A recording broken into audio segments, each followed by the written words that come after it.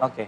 Baik, saya coba ke Bang Krisna terlebih dahulu. Bang Krisna, ini Ucil, Rivaldi alias Ucil ini akan juga mengajukan PK begitu loh. Jadi ibaratnya sama juga dengan langkah klien Anda gitu, Saka Tatal. Apa respon Anda, apa tanggapan Anda mungkin terkait hal ini? Sah-sah aja mas, artinya kan itu hak konstitusional ketika orang mau mengajukan upaya hukum, boleh-boleh aja. Cuman permasalahannya saya luruskan sedikit bahwa Rudiana tidak melihat kejadian, tapi Rudiana itu mendapatkan informasi dari Dede dan Aib. Dia tidak melihat loh kejadiannya.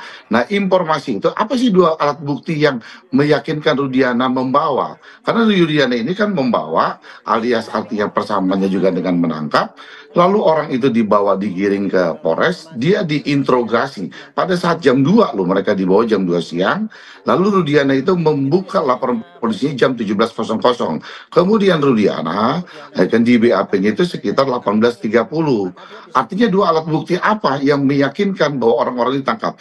Putusan 2016 itu jelas Rudiana mengatakan dia tidak ada surat tugas dan diperkuat oleh dua anggota lainnya yang bersaksi di pengadilan. Tapi itu kami tidak fokus. Kami fokusnya bahwa polisi juga melempar, kami kan fokusnya kepada Saka Tatal sendiri. Saka Tatal melakukan upaya PK. Polisi sendiri melempar berkasnya Pak Saka Tatal itu dengan pasal 351. Kenapa dakwaannya oleh jaksa penuntut menjadi 340? Ini loh masalahnya, menjadi peradilan sesat karena dakwaannya berubah menjadi 340. Lalu hakim memutus Saka Tatal ini tanpa adanya Dede dan Aib hadir. Lalu tidak dibekali dengan CCTV dibuka, HP dibuka, tes DNA tidak ada, sidik jari tidak ada.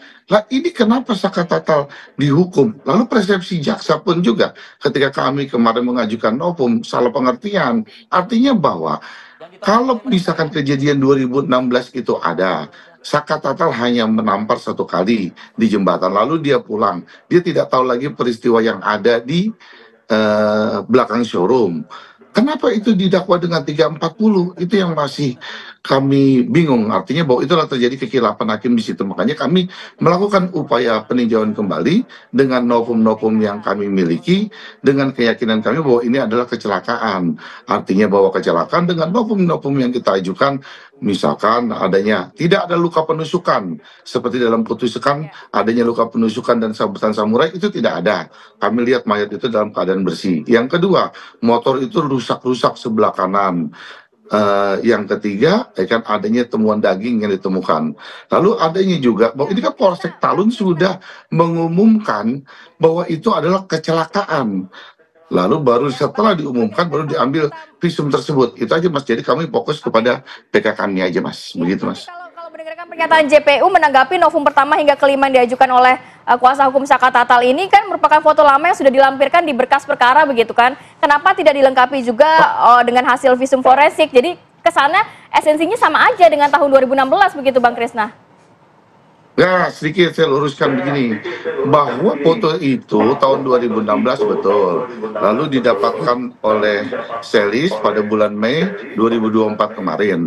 Artinya bahwa kenapa itu menjadikan bukti baru kami, karena itu tidak ada di berkas perkara. Coba buktikan oleh jaksa, kalau itu ada dalam berkas perkara, bahwa foto-foto tersebut tidak ada dalam berkas perkara. Oke, Pak Arianto, tadi ada pertanyaan juga yang menjadi kebingungan juga. Dakwaannya berubah. Dakwaannya berubah jadi 340 pembunuhan berencana. Ya, kalau itu saya tanya sama Pak Jaksanya, jangan tanya saya kan nggak ngerti. Tapi saya bisa mengatakan gini ya, pertama kali kejadian itu LP-nya pasti LP kecelakaan lalu lintas. Karena apa? Temuan orang meninggal di lapangan. Dan yang itu orang Polsek datang. Dan kemudian dibawa ke Polsek. Oleh Polsek kemudian diserahkan kepada para orang tua korban. Ya pasti LP-nya LP kecelakaan, pasti. Iya. Tapi kemudian LP ini berubah menjadi seakan-akan pengeroyokan. Itu dari temuannya Pak Rudiana, yang tidak walaupun itu Rudiana tidak melihat langsung, tapi merangkum dari keterangan saksi. Keterangan dari orang yang ditangkap itu, bukan ditangkap, dibawa ke tempat dia, kantor dia.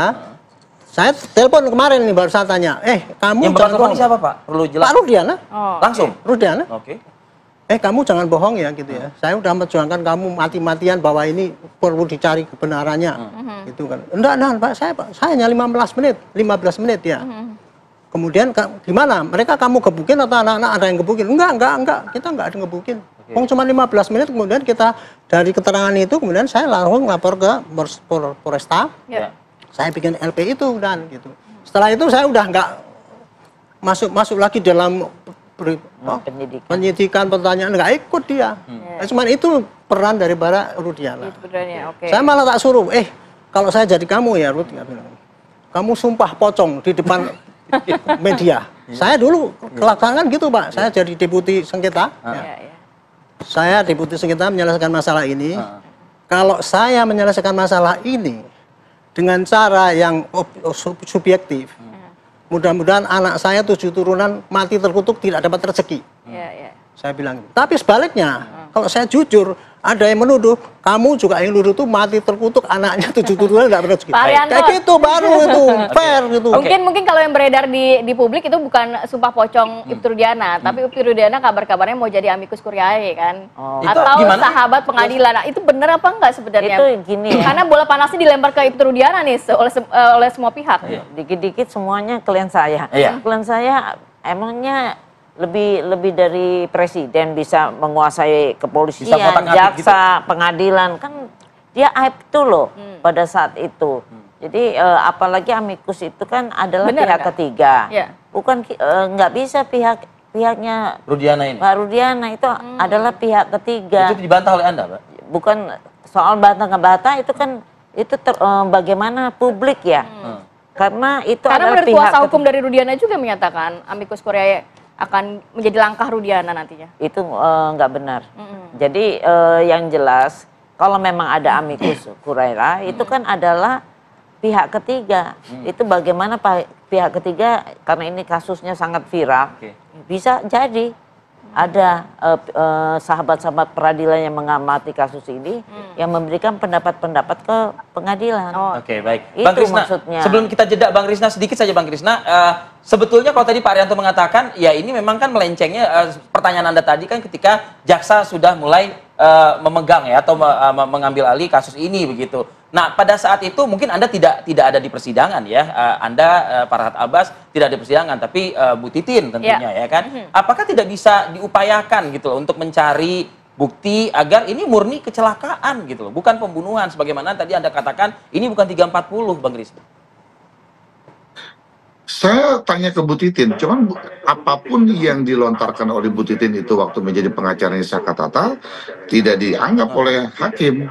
Artinya bahwa hakim dengan jaksa penuntut hanya copy paste dari BAP. Diyakinkan, saksi-saksi yang mengatakan bahwa Saka Tatal tidak ada berada di kejadian di tempat malam itu. Saka Tatal bersama dengan teman-temannya. Beberapa orang sampai motor rusak dibawa ke bengkel malam-malam.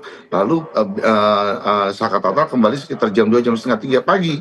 Dan itu ada beberapa saksi yang mengatakan dalam persidangan bahwa Saka Tatal bersama dengan kami dari jam 6 sore tidak ada. Cuman apa yang dikatakan hakim menurut Bu Titin, malah teriak hakim, mana ada bengkel katanya, malam-malam katanya. Ini kan bengkel di kampung, bengkel teman sama teman. Jadi apapun yang dilontarkan Bu Titin tidak dianggap di dalam persidangan ketika itu, Mas. Oke, ini masih menarik sekali ya. Nanti kita akan tahan dulu ya. Kita akan ke Mbak Cindy sesaat lagi, tetap bersama kami di Apa Kabar Indonesia Pagi.